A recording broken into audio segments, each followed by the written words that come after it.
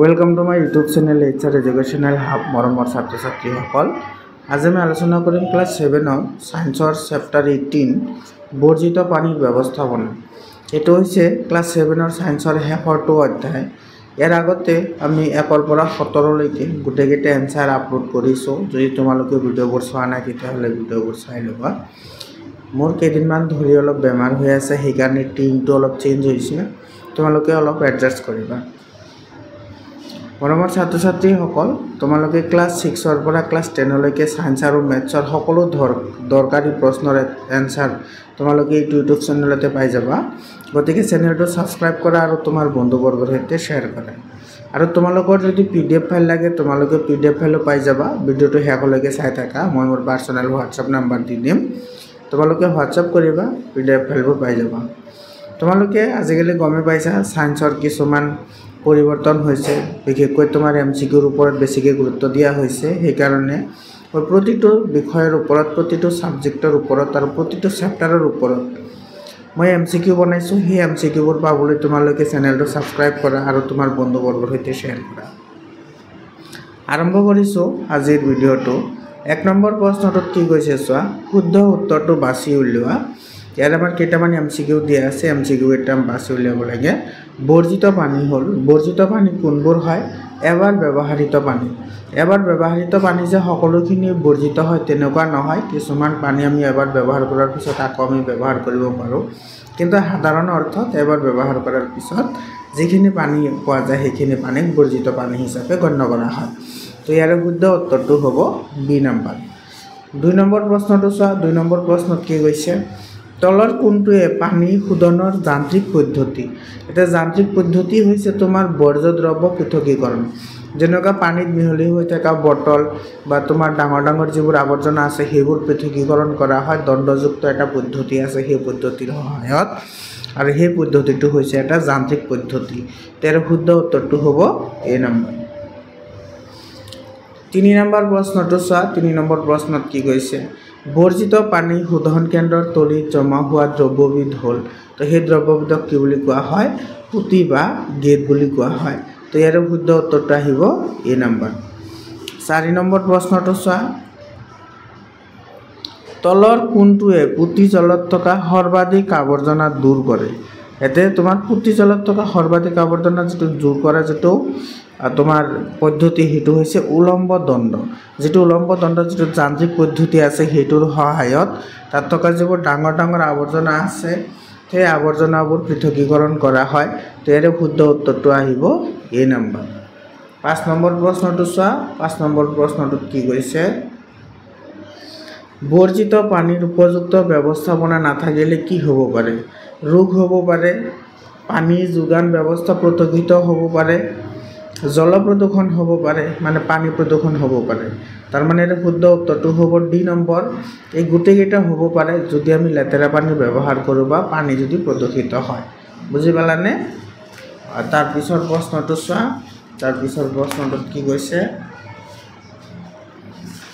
এটা 2 নম্বৰত আছে তোমাৰ খালি ঠাই পূৰ কৰা এতে খালি ঠাইবোৰ আছে কেইটামান হেকেটা পূৰ কৰিব লাগে চোৱা 1 নম্বৰটো পানীৰ বিশুদ্ধীকৰণৰ বা পানী বিশুদ্ধীকৰণ মানে হল পানীৰ পৰা অশুদ্ধি নিৰ্মূলকৰণ তেৰে খালি ঠাইত আহিব অশুদ্ধি মানে যিবোৰ তোমাৰ লেতেৰা বস্তু থাকে সেইবোৰ আঁতৰোৱা যেটো পদ্ধতি হেতুকে পানীৰ বিশুদ্ধীকৰণ বুলি কোৱা হয় 2 নম্বৰ ঘৰুৱা কামকাজৰ পৰা উৎপাদিত বৰ্জিত পানী কি বুলি কোৱা হয় পুতি জল বুলি তেৰে খালি ঠাইত আহিব পুতি জল 3 নম্বৰ চোৱা শুকান পুতিবোৰ মানে পুতি বা গেটবোৰ হাৰ হিচাপেও আমি ব্যৱহাৰ কৰিব পাৰি তেৰে খালি ঠাইত লিখিবা পুতিবোৰ বা গেটবোৰ তাৰ 4 নম্বৰ চোৱা বহুত ইম্পৰ্টেন্ট হয় কলেৰা ৰোগৰ বীজাণু ক'ত থাকে পানীত থাকে তেৰে শুদ্ধ উত্তৰটো হ'ব কলেৰা তো খালি ঠাইত লিখিবা কলেৰা 5 নম্বৰ চোৱা পানী শোধনৰ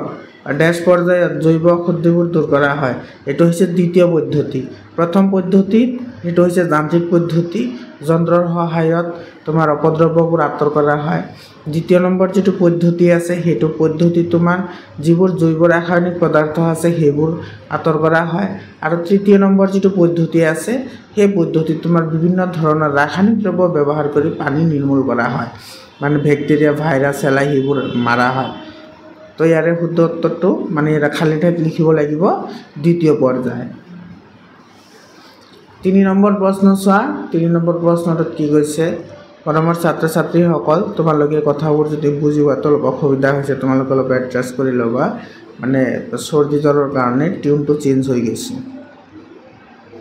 সমু উত্তৰ দিয়া বৰ্জিত জল বুলিলে কি বুজা ইয়াত কি কি থাকে এটাৰ আনসাৰ এনেদৰে লিখিবা অশুদ্ধিযুক্ত আৰু ব্যৱহাৰৰ অনুপযোগী পানী হল বৰ্জিত পানী আৰু ইয়াত কি থাকে বৰ্জিত পানীত সিমেন্ট ৰাসায়নিক ৰং কীটনাশক তৃণনাশক জীৱ-জন্তুৰ মলমূত্ৰ বিভিন্ন বেমাৰৰ ব্যাকটেৰিয়া ভাইৰাছ প্লাষ্টিক পলিথিন আদি থাকে তো এই সকলোবোৰ যদি পানীত থাকে তেতিয়া আমি পানী প্ৰদূষিত বুলি কওঁ বা বৰ্জিত পানী বুলি গণ্য কৰোঁ 2 নম্বৰ প্ৰশ্নটো চোৱা 2 নম্বৰ প্ৰশ্নত কি কৈছে বৰ্জিত পানী শোধনৰ পৰ্যায় তিনিটা কি কি বহুত ইম্পৰ্টেন্ট হয় এই প্ৰশ্নটো এটোৰ আনসাৰ এনেদৰে লিখিবা বৰ্জিত পানী শোধনৰ পৰ্যায় তিনিটা হল প্ৰথম পৰ্যায় যাক যান্ত্ৰিক শোধন বুলি কোৱা হয় দ্বিতীয় পৰ্যায় যাক জৈৱিক শোধন বুলি কোৱা হয় তোমালোকে কিন্তু প্ৰথম দ্বিতীয় আৰু তৃতীয় পৰ্যায় এনেকে নিলিখিবা তোমালোকে প্ৰথম পৰ্যায় লিখি এটো ব্ৰেকেটত এইখিনিও লিখি দিবা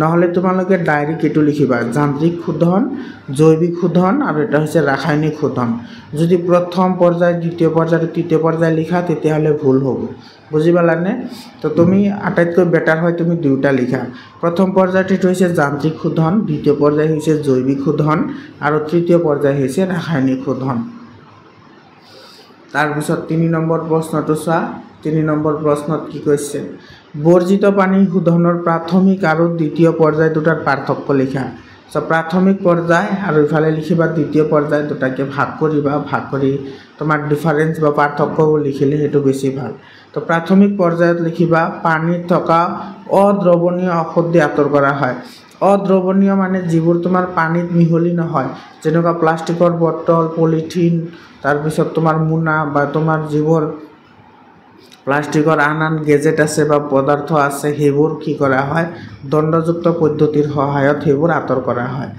তাৰ পিছত ই এক যান্ত্ৰিক প্ৰক্ৰিয়া হয় আৰু দণ্ডযুক্ত জালি ব্যৱহৃত হয় তো এইখিনি লিখিলা প্ৰাথমিক পৰ্যায়ত আৰু দ্বিতীয় পৰ্যায়ত লিখিবা জৈৱ নিৰ্ণীকৰণ পদাৰ্থ আঁতৰ কৰা হয় মানে যিবোৰ পানীত তোমাৰ গেলি পচি যোৱাৰ সম্ভাৱনা থাকে সেই পদাৰ্থবোৰ তোমাৰ দ্বিতীয় পৰ্যায়ৰ দ্বাৰা আঁতৰ কৰা হয় আৰু ইয়াতে হৈছিল অদ্ৰৱণীয় যিবোৰ আছিল সেইবোৰ ই এক জৈৱিক প্ৰক্ৰিয়া কিন্তু তোমাৰ প্ৰাথমিক পৰ্যায়টো হৈছে যান্ত্ৰিক প্ৰক্ৰিয়া আৰু দ্বিতীয় পৰ্যায়টো হৈছে জৈৱিক প্ৰক্ৰিয়া আৰু ইয়াতে বায়ু মিশ্ৰণ কক্ষ ব্যৱহৃত কৰা হয় যাতে তোমাৰ হেবোৰত ব্যাকটেৰিয়া আৰু ভাইৰাছবোৰে ক্ৰিয়া কৰি হেবোৰ পচন ঘটাব পাৰে তাৰ কাৰণে বায়ু মিশ্ৰণ কক্ষ ব্যৱহাৰ কৰা হয় বুজি পালানে ইয়াৰ পিছত এটা 4 নম্বৰ প্ৰশ্নটো চোৱা 4 নম্বৰ প্ৰশ্নত কি কৈছে এটা 4 নম্বৰত কৈছে শোধিত পানী কিদৰে পুনৰ ব্যৱহাৰ কৰিব পাৰি এটোৰ আনসাৰ এনেদৰে লিখিবা পানী শোধন কৰাৰ পিছত তাত কোনো ধৰণৰ অশুদ্ধি নাথাকে এই পানী সম্পূৰ্ণৰূপে বিশুদ্ধ পানীৰ কোনো বৰণ বা গোন্ধ নাথাকে বিশুদ্ধ পানী আমি যিকোনো কামত ব্যৱহাৰ কৰিব পাৰোঁ যেনে ঘৰুৱা কাম জলসিঞ্চন এইবোৰ কামত আমি কি কৰিব পাৰোঁ শোধিত পানীখিনি আমি ব্যৱহাৰ কৰিব পাৰোঁ এৰ পিছত 5 নম্বৰ প্ৰশ্নটো চোৱা 5 নম্বৰ প্ৰশ্নত কি কৈছে পৰিশোধন কেন্দ্ৰত উৎপাদিত পুতি বা গেটবোৰ কি কৰা হয় তো পৰিশোধন কেন্দ্ৰত উৎপাদিত পুতি বা গেটবোৰ শুকাই লৈ সাৰ হিচাপে ব্যৱহাৰ কৰা হয় আৰু এইবোৰ হৈছে তোমাৰ এটা উৎকৃষ্ট জৈৱিক সাৰ ব্যৱহাৰ কৰিলে খেতি পথাৰৰ মাটি নষ্ট নহয় উৎপাদনো বেছি হয় 6 নম্বৰ প্ৰশ্নটো চোৱা 6 নম্বৰ প্ৰশ্নটোত কি কৈছে ৰাজহুৱা স্থান বা ঘৰতো বৰ্জিত পানীৰ কিয় সুব্যৱস্থাপনা কৰা দৰকাৰ তো এটোৰ আনসাৰ এনেদৰে লিখিবা ৰাজহুৱা স্থান বা ঘৰতো বৰ্জিত পানীৰ সুব্যৱস্থাপনা থকা দৰকাৰ কাৰণ পানীত নানা ধৰণৰ বিষাক্ত দ্ৰব্য অনুজীৱ মিহলি হৈ থাকে সেইবাবে বৰ্জিত পানীবোৰ যতে ততে পেলাব নালাগে এই পানী য'তে ত'তে পেলালে তাৰ পৰা মানুহৰ নানা ধৰণৰ বেমাৰ হ'ব পাৰে। এই বৰ্জিত পানীবোৰ পেলোৱাৰ বাবে সুব্যৱস্থা কৰি ল'ব লাগে। এইটো এনসাৰ এইখিনি লিখিব হৈ যাব। মৰমৰ ছাত্ৰ ছাত্ৰীসকল, তোমালোকে কিন্তু আজিকালি MCQবোৰ ভালদৰে চাবা। তোমালোকৰ এইবোৰ চেপ্টাৰ তোমালোকে কেতিয়াও ইগনোৰ নকৰিবা, কাৰণ এইবোৰ চেপ্টাৰ তোমালোকৰ আপাৰ ক্লাছতো লাগে, বহুত দৰকাৰী হয়। পানীৰ নিৰ্বীজকৰণত ব্যৱহৃত দুটা ৰাসায়নিক পদাৰ্থৰ নাম লিখা। তো ৰাসায়নিক পদাৰ্থৰ নাম লিখিবলৈ দিছে যিবোৰৰ সহায়ত আমি পানী আমি বিশুদ্ধকৰণত ব্যৱহাৰ কৰিব পাৰোঁ। তো পানী নিৰ্বীজকৰণত ব্যৱহৃত দুটা ৰাসায়নিক পদাৰ্থৰ নাম হ'ল বেকিং ছ'ডা, চূণ পানী, বা ইয়াতে তুমি এইটো ক্লৰিনো লিখিব পাৰা, ক্লৰিন। তাৰপিছত তোমাৰ আছে এমনিয়া। এইবোৰ ব্যৱহাৰ কৰি কি কৰা হয়? পানী বিশুদ্ধ কৰা হয়। তো যেহেতু দুটা লিখিবলৈ দিছে, তুমি যিকোনো দুটা লিখিলেই হৈ যাব। ইয়াৰ পিছৰ প্ৰশ্নটো চোৱা। এইটো 4 নম্বৰ উত্তৰ দিয়া, এইটো এনসাৰ লিখিবলৈ দিছে। বৰ্জিত পানীৰ উৎসবোৰ আলোচনা কৰা। মানে যিবোৰ বৰ্জিত পানী আছে সেই পানীবোৰ ক'ৰ পৰা মানে আহে সেইটো আমাক লিখিবলৈ দিছে। এইটোৰ এনসাৰ এনেদৰে লিখিবা। বৰ্জিত পানীৰ উৎসবোৰ হ'ল 1 নম্বৰত লিখিবা কৃষি কাৰ্য। কৃষি কাৰ্যৰ পৰা বহুতো বৰ্জিত পানী কি হয়? উৎপন্ন হয়। কেনেকৈ উৎপন্ন হয় চোৱা। খেতি পথাৰত ব্যৱহাৰ কৰা কীটনাশক, বননাশক, ৰাসায়নিক সাৰ আদিয়ে পানী প্ৰদূষণ কৰে। 2 নম্বৰত লিখিবা ঘৰুৱা আৱৰ্জনা। ঘৰৰ পৰা ওলোৱা শাক পাচলিৰ অংশ, মানে শাক পাচলিৰ অৱশিষ্ট অংশ, ফল মূলৰ বাকলি, বিল্ডিঙৰ পৰা পেলোৱা মল মূত্ৰ আদিয়ে পানী প্ৰদূষণ কৰে। 3 নম্বৰত লিখিবা উদ্যোগ বা কল কাৰখানা। কল কাৰখানাত ব্যৱহৃত বিভিন্ন বিষাক্ত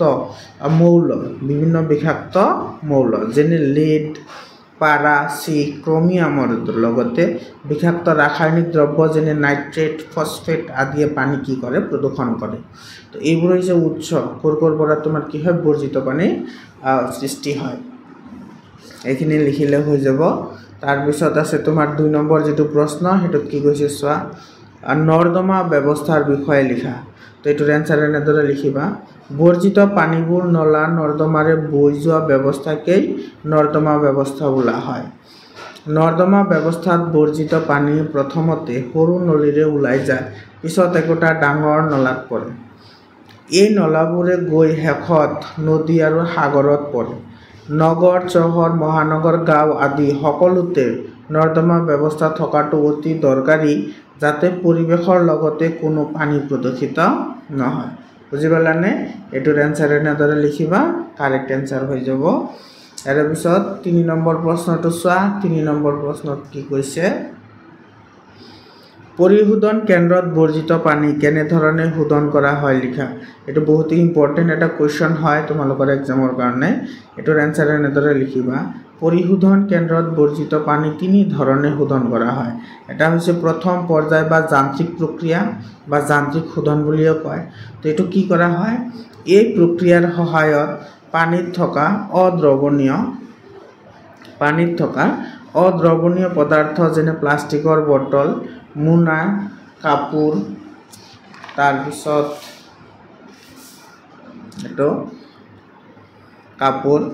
আদি এক দণ্ডযুক্ত জালিকাৰ মাজেৰে পাৰ কৰি পৃথকীকৰণ কৰা হয়। পিছত পানীৰ গতিবেগ কমাই এক বৃহৎ পুখুৰী সদৃশ অংশলৈ পঠোৱা হয়।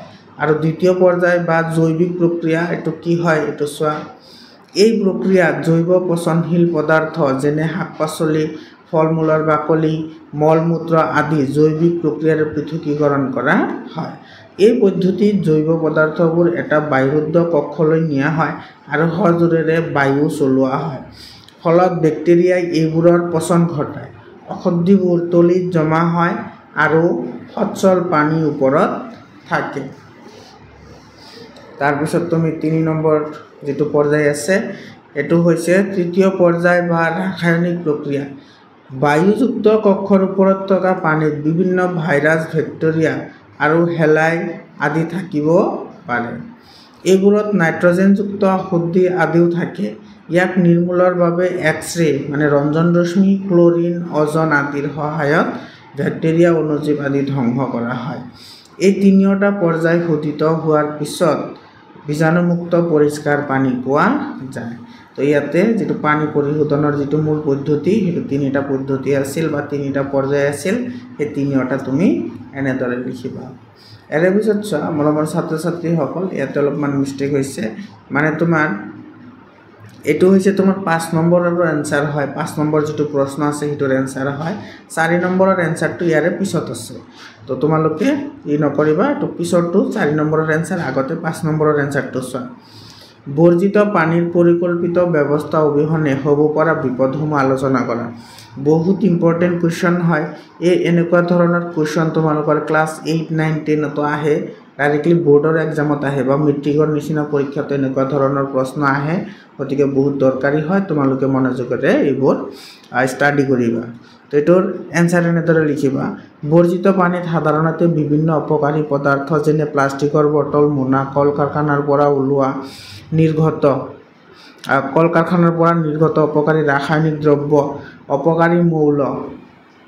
অপকাৰী মৌল যেনে মাৰ্কিউৰি ক্ৰোমিয়াম লেড চকুৰে নেদেখা ৰোগ সৃষ্টিকাৰী ব্যাক্টেৰিয়া ভাইৰাছ হেলাই আদি থাকে।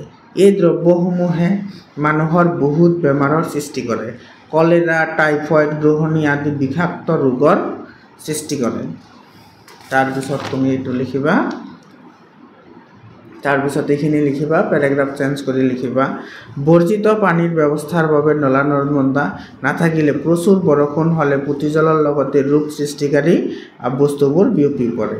এটো মিনামাটা এটা ৰোগ আছে এটো তোমাৰ জাপানৰ এটা বেমাৰ হয় ৰোগৰ সৃষ্টিকাৰী পদাৰ্থ মাৰ্কিউৰি পুতিজলত মিহলি হৈ থাকে। তাৰ মানে যেটো তোমাৰ মিনামাটা যেটো বেমাৰ সেই বেমাৰটো তোমাৰ মাৰ্কিউৰিৰ ফলত হয়। মাৰ্কিউৰি এটা বিষাক্ত মৌল হয় এটো ধাতু হয়। ইয়াৰ আৰু এটা বিশেষত্ব আছে মাৰ্কিউৰি একমাত্ৰ ধাতু যেটো জলীয় অৱস্থাত পোৱা যায়। মাৰ্কিউৰিৰ বাহিৰে সকলোবোৰ ধাতু গোটা অৱস্থাত পোৱা যায় কিন্তু মাৰ্কিউৰি কেৱল জলীয় অৱস্থাত পোৱা যায় আৰু এই মাৰ্কিউৰিটো বহুত বিষাক্ত হয় যেটো তোমাৰ থাৰ্মোমিটাৰত ব্যৱহাৰ কৰা হয়। আৰু এই মাৰ্কিউৰি ভক্ষণ কৰিলে বা মাৰ্কিউৰি খালে মিনামাটা বেমাৰ হয়। তাৰ পিছত লিখিবা পুতিজল নদী সাগৰত গলে জীৱ-জন্তুৰ লগতে সাগৰীয় উদ্ভিদ আৰু প্ৰাণীৰ জীৱন বিপদযুক্ত হৈ পৰে। গতিকে বৰ্জিত পানীৰ বাবে পৰিকল্পিত ব্যৱস্থাপনা থকাটো বাঞ্ছনীয় মানে এটো দৰকাৰী থাকিবই লাগিব নহলে বিপদ হ'ব বহু ধৰণৰ প্ৰবলেম হয়। এৰ পিছত এইটো 4 নম্বৰৰ প্ৰশ্ন হয় মানে আগতে 5 নম্বৰৰ এনসাৰটো লিখা গৈছিল কাৰণে হেতু অলপমানি হৈছে। এটো 4 নম্বৰ প্ৰশ্ন বৰ্জিত পানীৰ পৰিমাণ হ্ৰাস কৰিবৰ বাবে কি ব্যৱস্থা ল'ব পাৰি লিখা। এটোৰ এনসাৰ এনেদৰে লিখিবা বৰ্জিত পানীৰ পৰিমাণ কমাবলৈ তলৰ ব্যৱস্থা হাতত ল'ব পাৰি। 1 নম্বৰত লিখিবা ঘৰুৱা আৱৰ্জনাবোৰ বেলেগ বেলেগ ডাষ্টবিনত সংৰক্ষণ কৰি নিৰ্দিষ্ট স্থানত পেলাব লাগে। 2 নম্বৰ লিখিবা ৰন্ধন তেল চৰ্বি ফেটি এসিড আদি নলাত পেলাব নালাগে কাৰণ এইবোৰে তোমাৰ পানী প্ৰদূষিত কৰে। 3 নম্বৰত লিখিবা ৰাসায়নিক দ্ৰব্য ৰাসায়নিক ৰং ঔষধ কেৰাচিন পেট্ৰল ডিজেল আদি পানীত পেলাব নালাগে। তাৰ পিছত 4 নম্বৰটো লিখিবা 4 নম্বৰ যেটো পয়েন্ট আছে হেতু এনেদৰে লিখিবা মলশোধন ট্যাঙ্ক ব্যৱহাৰ কৰি মলমূত্ৰ সংৰক্ষণ কৰিব লাগে এইবোৰ পিছত জৈৱিক সাৰ হিচাপে ব্যৱহাৰ কৰিব লাগে। 5 নম্বৰত লিখিবা এটো পচনকাৰী শৌচাগাৰৰ ব্যৱস্থা কৰিব লাগে যাতে মলমূত্ৰৰ পৰা জৈৱিক সাৰ যেনে কেঁচু সাৰ আৰু গোবৰ সাৰ আদি প্ৰস্তুত কৰিব পাৰি। এইখিনি লিখিবা। মৰমৰ ছাত্ৰ ছাত্ৰীসকল 6 নম্বৰ প্ৰশ্নটো চোৱা 6 নম্বৰ প্ৰশ্নটো আজিৰ কাৰণে শেষৰ প্ৰশ্ন আৰু এইটো প্ৰশ্ন আলোচনা কৰাৰ আগতে তোমালোকে মোৰ হোৱাটছআপ নম্বৰ লৈ লোৱা 7002824673 এইটো নম্বৰত তোমালোকে হোৱাটছআপ কৰিবা তোমালোকে মই PDF ফাইলবোৰ পাই যাবা। বহুত ইম্পৰ্টেন্ট MCQ তোমালোকৰ কাৰণে বনাইছো চেপ্টাৰ ওয়াইজ বনাইছো আৰু এই MCQবোৰ তোমালোকৰ যে কেৱল ফাইনেল এক্সাম বা যিকোনো পৰীক্ষাৰ কাৰণে দৰকাৰী তেনেকুৱা নহয় বিভিন্ন ধৰণৰ কম্পিটিটিভ এক্সামৰ কাৰণেও দৰকাৰী হয়। তো ইয়াৰ পিছত 6 নম্বৰ প্ৰশ্ন আৰু এটো শেষৰ প্ৰশ্ন নৰ্দমা ব্যৱস্থা নথকা অঞ্চলত বৰ্জিত পানীৰ ব্যৱস্থাপনা কিদৰে কৰা হয় আলোচনা কৰা। এটোৰ এনসাৰ এনেদৰে লিখিবা নৰ্দমা ব্যৱস্থা নথকা অঞ্চলত যিমান সম্ভৱ মানে তুমি যিমান পাৰা সিমানে কি কৰিব লাগে যিবোৰ ঘৰুৱা আৱৰ্জনা আছে সেইবোৰৰ ওপৰত নজৰ ৰাখিব লাগে। এইটো চোৱা, যিমান সম্ভৱ ঘৰুৱা আৱৰ্জনা নিষ্কাশনৰ প্ৰতি লক্ষ্য ৰাখিব লাগে। ওচৰ পাজৰৰ এক উপযোগী ঠাইত বহলকৈ আৰু দকৈ গাঁত খান্দি আৱৰ্জনা পেলাব লাগে আৰু পিছত জৈৱিক সাৰ হিচাপে ব্যৱহাৰ কৰিব লাগে। গা ধোৱা, বাচন বৰ্তন আদি ধোৱা কামবোৰ পৰিৱেশ হিতৈষী, মানে পৰিৱেশৰ যাতে কোনো ক্ষতি নহয় তেনেকেই আমি কি কৰিব লাগে, ব্যৱহাৰ কৰিব লাগে। মৰমৰ ছাত্ৰ ছাত্ৰীসকল, আজিৰ কাৰণে এইখিনিয়ে। তোমালোকৰ ছায়েন্সৰ গোটেইকেইটাই এনচাৰ দিয়া হৈ গ'ল। এতিয়া আমি মেথছৰ ভিডিঅ'বোৰো বহুতকেইটা আপলোড কৰা আছে। যদি তোমালোকে ভিডিঅ'বোৰ চোৱা নাই, ভিডিঅ'বোৰ চাই ল'বা। মেথছৰ কাৰণে PDF বনোৱা আছে, প্লেলিষ্ট বনোৱা আছে, ছায়েন্সৰ কাৰণে প্লেলিষ্ট বনোৱা আছে।